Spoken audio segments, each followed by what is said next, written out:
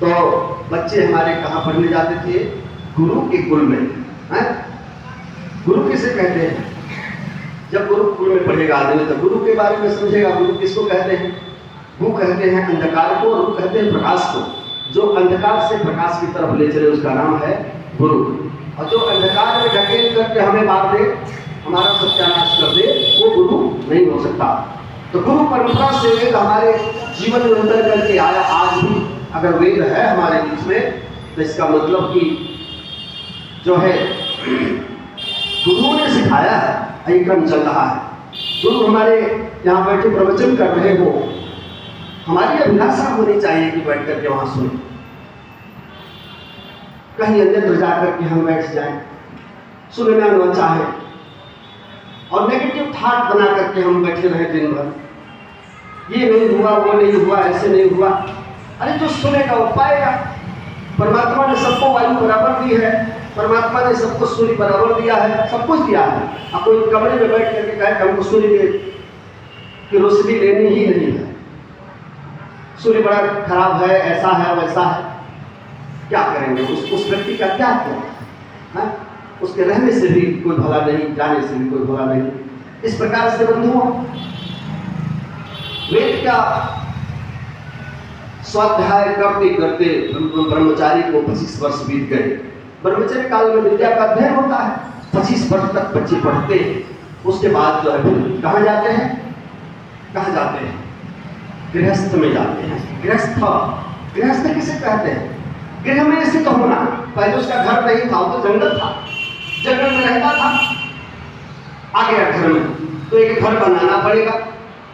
पहले से लोग उस घर में रह रहे थे, कमरे की कमी पड़ रही थी, तो एक दो कमरे और बनाने पड़ेंगे, एक दो रूम और बनाने पड़ेंगे। तो आकर के पवित्र कमाई करके घर बनाया, घर में स्थिर हुआ, तो उसको गृहस्थ कहते हैं।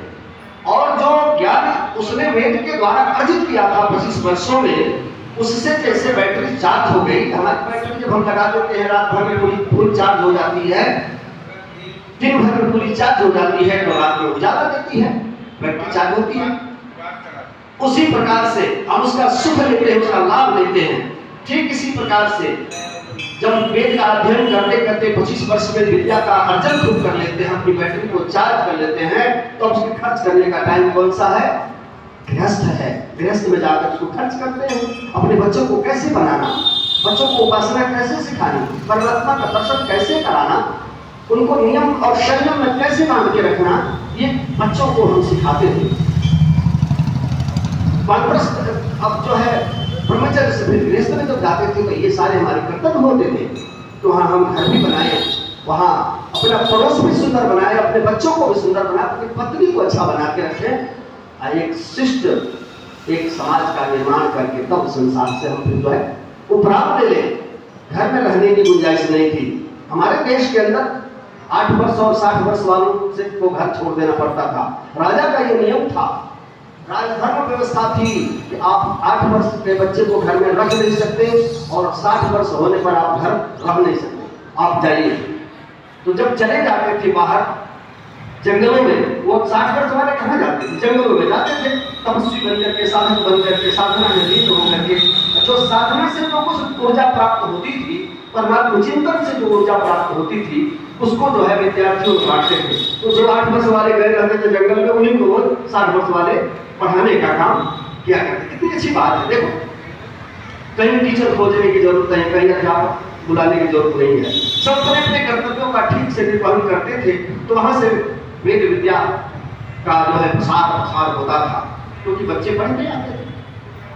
तो जब चलने लगा विद्यार्थी चलने लगा जब गुरुकुल से, तो आचार्य ने एक संस्कार कराया।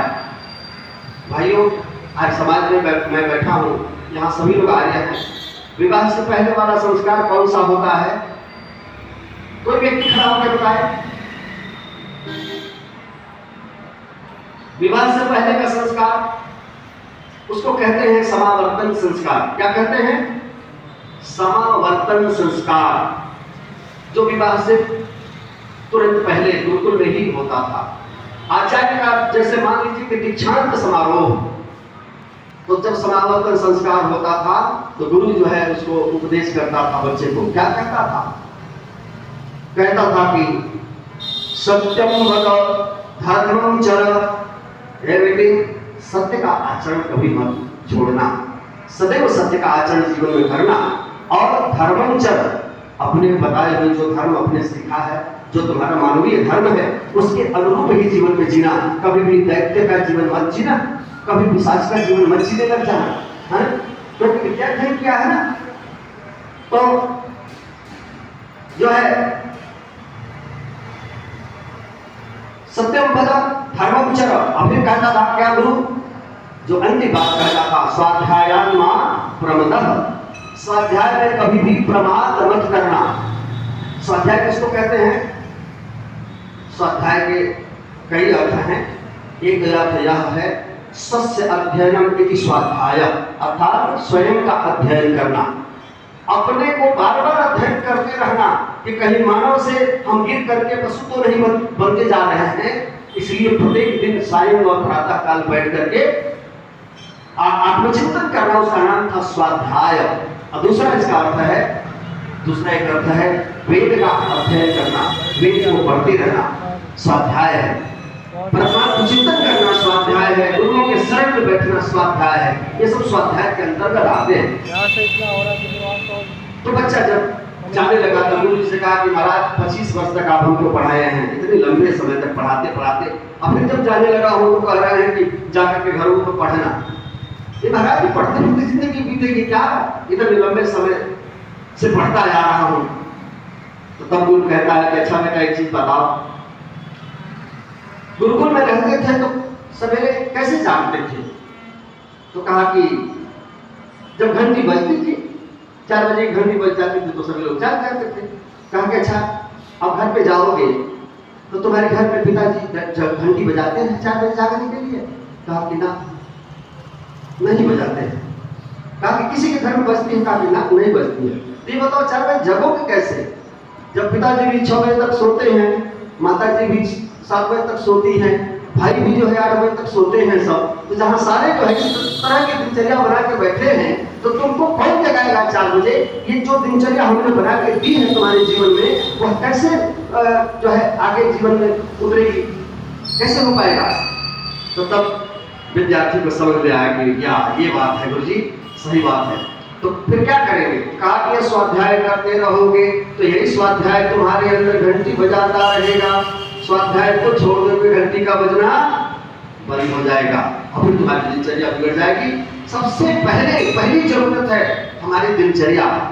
पहले मैं कहना चाहता हूँ, मैं अनुभवी हूँ इस बात का, कहना चाहता हूँ कि जो सूर्य उगने से पहले जाग जाता है विद्यार्थी, उसकी अंतर चेतना उसको इतना आंदोलित करती है आगे बढ़ने के लिए, वह जीवन की यात्रा में बहुत आगे जाता है। चाहे पढ़ाई की दिशा में जाए या सामाजिक कार्यों की दिशा में जाए। ये जो घंटों से बोल रहे थे आचार्य जी, ये ऊर्जा कहाँ से मिली है? विषय खत्म नहीं हो रहा है, हमारे समय खत्म हो गए, रोकना पड़ता है कि आचार्य जी बस अब रहने दीजिए, क्योंकि और भी बढ़ता है। ये ऊर्जा साधना से आती है, स्वाध्याय से आती है। तो मेरे बंधुओं, माताओं, बहनों, आइए थोड़ा सा, क्योंकि